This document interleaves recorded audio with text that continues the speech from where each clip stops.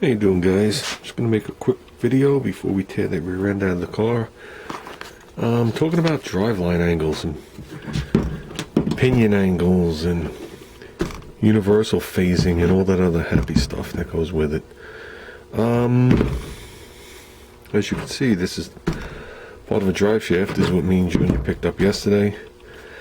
I cut the tube, which is good, because in the future, if I want to build a different shaft, I still got the end.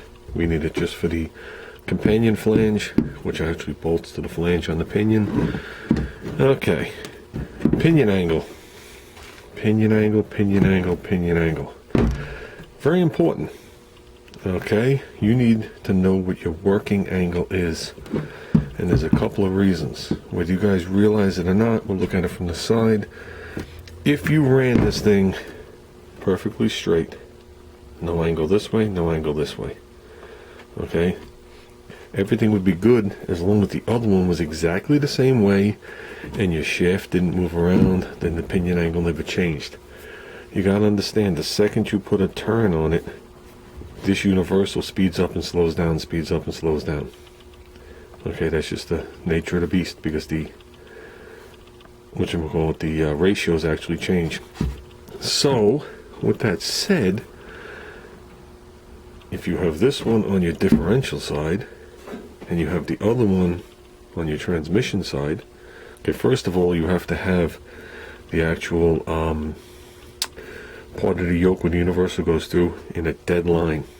Okay, that's called phasing. And as soon as I explain what I'm going to explain, you'll understand why. Okay, so if this one's on the differential, and say you have an angle of, say, 5 degrees, that's the number we're going to pick. So the pinion is pointed down 5 degrees, the shaft's going up 5 degrees. On the other end, you're going to have your shaft pointing down 5 degrees. Okay, so if you have your shaft phased, when this end speeds up, that end slows down and it stays in phase. If you have this one, say it's 0 degrees, and the one down here at 5 degrees, one's going to speed up and slow down and one's going to stay the same, and that's when you start to get the harmonics / vibration through your car. Make sense? Makes sense. Now, there is a maximum number you don't want to exceed on a working angle. Okay, but we're not worried about that right now. What we're worried about is putting this in the car, setting up our pinion angle, okay, and matching the front to the rear, very close to it.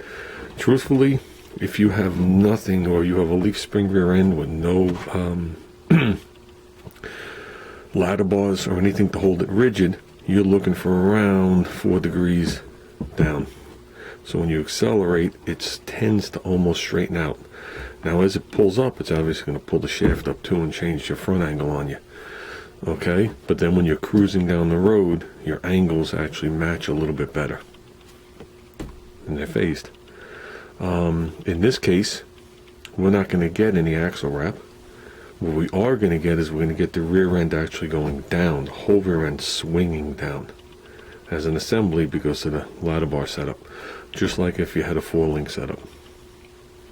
Okay, you don't really get axle wrap, but you do get axle movement, and when the axle moves, it does change the angle slightly because it gets further down and the drive shaft stays up. Okay, very important. If you actually have this wrong, under hard acceleration, the car actually slows down, and as you get your pinion angle right, the car will speed up to the point where you get maximum efficiency out of it, and then when you start to get the angle the other way, it starts to slow down again. So with that said, we are going to take a couple of measurements before I pull the rear out, just to see what's in there, because I'm curious. And when we reassemble this, we will be resetting the pinion angle correctly, and that'll be a video all on itself. But I just figured I'd show you guys what we got. This is obviously the rear section of a shaft. I made sure they cut it to the point where this flange was still here. For anybody that's never lengthened or shortened the drive shaft, well, lengthening requires a new tube, shortening requires shortening the tube. It's basically, the yoke is machined, the tube sits on there nicely, and then they put a weld around it. So you're actually sitting it on a flange. In this case, I'd say about 3/4 of an inch.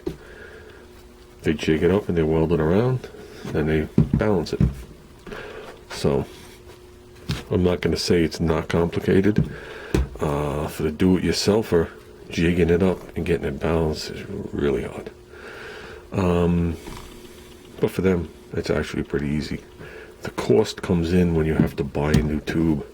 The tube is very expensive. As you can see, it's thin wall, but very strong. So I went this route instead of getting a new companion flange because I knew this would give me this end, and eventually we're going to swap out this transmission, and this transmission should be longer, so I should be able to shorten what I have. But on the other hand of it, okay, this is a bigger joint, so the joint I'm going to put in here is going to be smaller and then this size. When eventually down the road I'm going to put this end on my shaft and run the bigger end for both joints. So with that said, we're about to run to the store.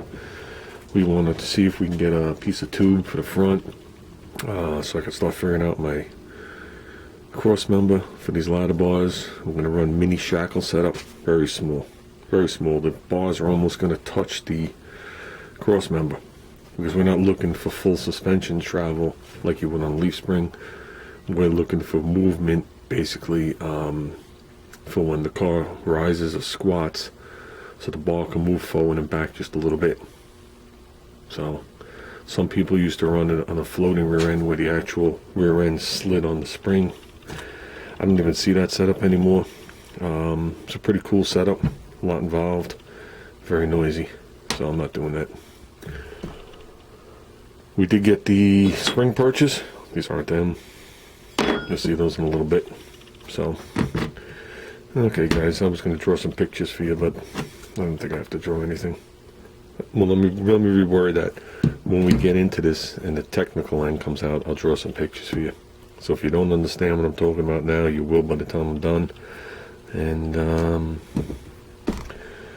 that's it, guys.